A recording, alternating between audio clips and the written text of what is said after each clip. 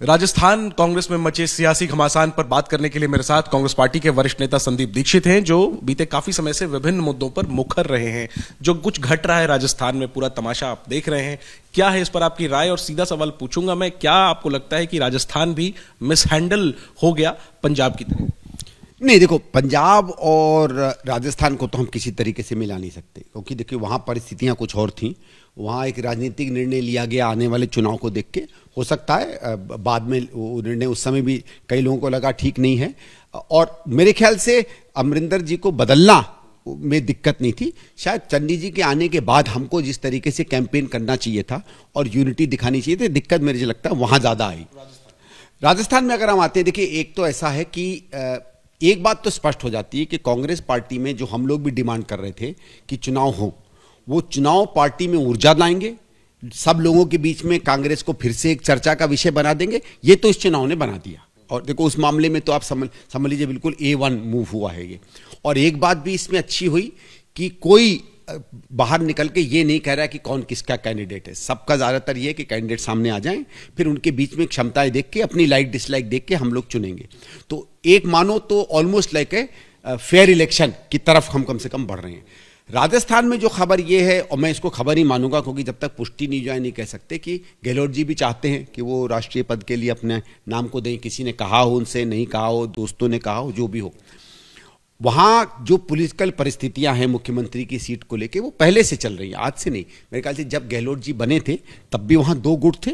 एक के पास उस समय भी कम विधायक थे, आज भी शायद कम विधायक हैं। अब तथाकथित, मैं नहीं जानता, आप कह रहे हो कि है तो हो सकता है ये सही होगा, आज भी वही परिस्थिति है।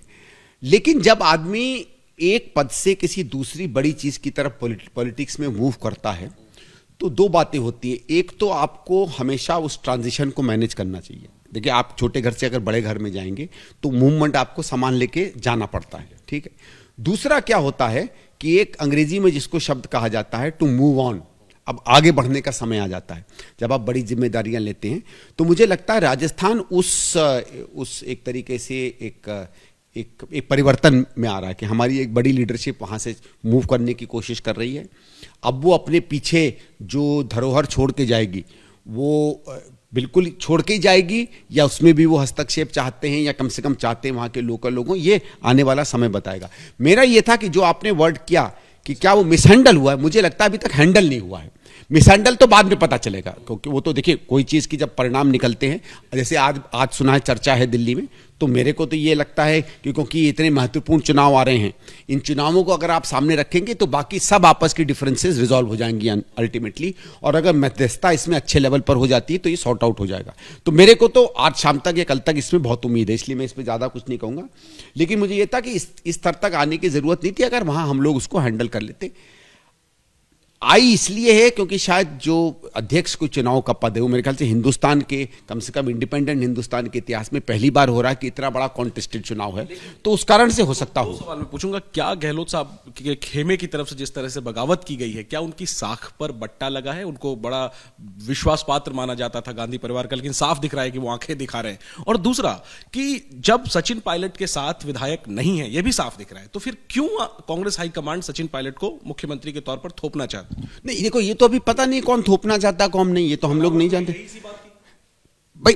वो तो देखेंगे ना कौन बनेगा। मुझे कोई ऐसी इंडिकेशन नहीं है, आपको बेहतर हो सकती है, मैं खैर इनसाइडर भी नहीं हूं कि कोई थोपना चाहता कि नहीं, तो उस पर तो मैं कमेंट नहीं करूंगा।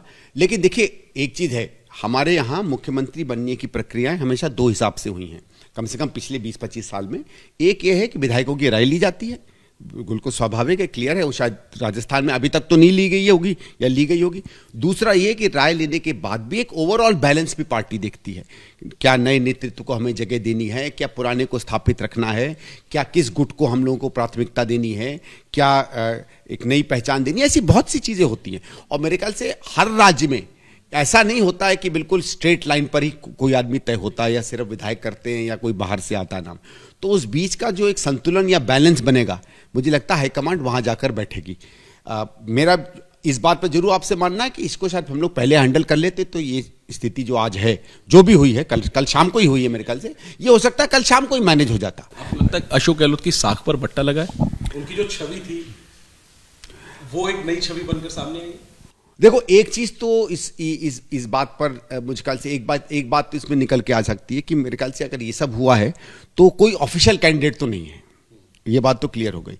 और जो भी लोग फील्ड में आएंगे सब अपनी मर्जी से कांग्रेस के लिए काम करना चाहते हैं, कांग्रेस के अध्यक्ष बनना चाहते हैं, इसलिए उन्होंने अपने नामों को आगे किया है और एक तरीके से एक स्वायत्त कैंडिडेट की तरह वो लोग लेकर आएंगे। मुझे नहीं लगता है कि चाहे थरूर जी हों, उन्होंने भी इंडिकेट किया है, फाइल करते हैं पता चल जाएगा। गहलोत जी दूसरा नाम फील्ड में आ रहा है। ये दोनों तीनों या और कोई भी आता है, ये आएंगे तो as independent entities, of course they are all Congress, सब कांग्रेस के लीडर हैं, लेकिन इंडिपेंडेंट के रूप में आएंगे।